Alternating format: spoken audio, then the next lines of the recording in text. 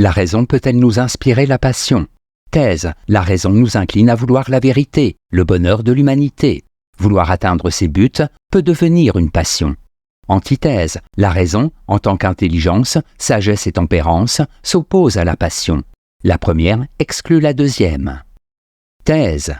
La raison peut nous inspirer la passion. En effet, c'est à la passion que l'on doit l'avènement de la raison. Aussi n'est-il pas étonnant que la raison puisse nous inspirer une passion. Les hommes ne sont pas seulement des animaux raisonnables. Premier argument. Sans passion, l'homme serait resté un animal. Rousseau, remettant en cause la traditionnelle opposition entre raison et passion, pense que c'est la raison qui a conduit les hommes à devenir des êtres intelligents et raisonnables. Sans elle, en effet, ils n'auraient jamais cherché à comprendre le monde qui les entoure. Vouloir la vérité suppose initialement la passion de la connaissance. Deuxième argument. La raison n'a pas d'existence autonome. Il n'est plus possible de penser que l'homme puisse n'être qu'un pur esprit, et que sa raison échappe aux influences de ses instincts et de ses pulsions inconscientes. La psychanalyse s'est efforcée de montrer que ce qui nous motive est toujours inspiré par des désirs inconscients. Ainsi, même le plus austère savant peut faire de son souci de rigueur et d'objectivité un objet de passion. Troisième argument, la raison a inspiré nombre de passions. Robespierre, luttant contre l'obscurantisme religieux, a instauré un culte de la déesse raison.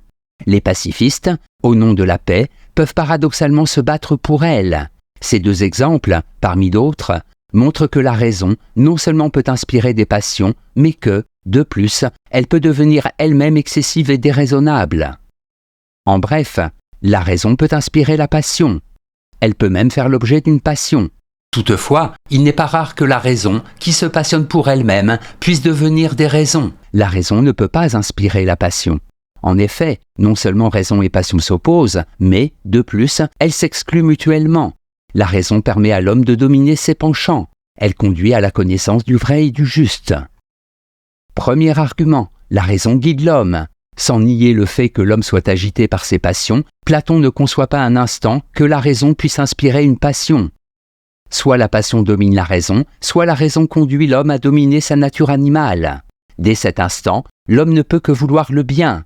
Il connaîtra la vérité et la justice, cette dernière étant, pour Platon, l'essence suprême. Deuxième argument, la raison ignore la passion. Toute la philosophie morale stoïcienne tend à un seul but, éviter la douleur. Pour ce faire, l'homme doit renoncer à ses passions, et comme le répète si souvent Épictète, ne vouloir que ce qui dépend de lui. Seule la raison permet d'atteindre un tel but. Elle ne peut donc pas inspirer une passion, puisque justement, elle est cette force qui permet de neutraliser les passions. Troisième argument, l'essence même de la raison interdit la passion. La raison, qu'elle soit morale ou scientifique, obéit de toute manière à des principes logiques, des principes de non-contradiction. Quiconque agit selon ces principes est donc à l'abri des emportements de la passion, lesquels sont le plus souvent contradictoires, voire totalement irrationnels. En bref, il est contradictoire de dire que la raison puisse inspirer une passion. En effet, raison et passion s'opposent, comme le jour s'oppose à la nuit. Si la raison inspire une passion, c'est qu'elle a perdu la raison.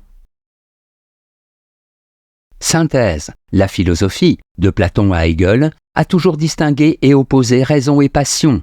Cela ne veut pas dire qu'elle a toujours dévalorisé les passions. Platon, les stoïciens y voient l'origine de tous les maux.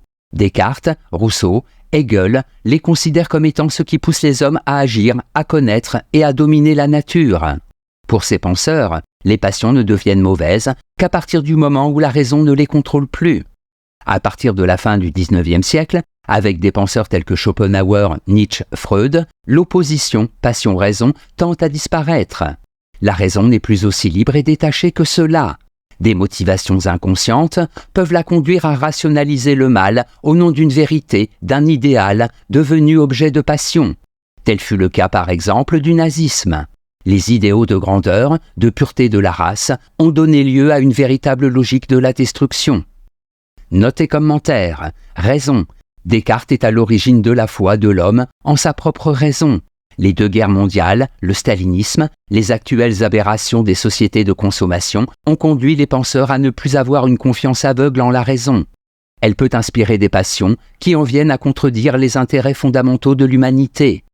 Citation. L'homme, à certains moments et en certains lieux, n'a-t-il pas été assez dénué de raison pour tuer les philosophes? Éric Veil, Logique de la philosophie.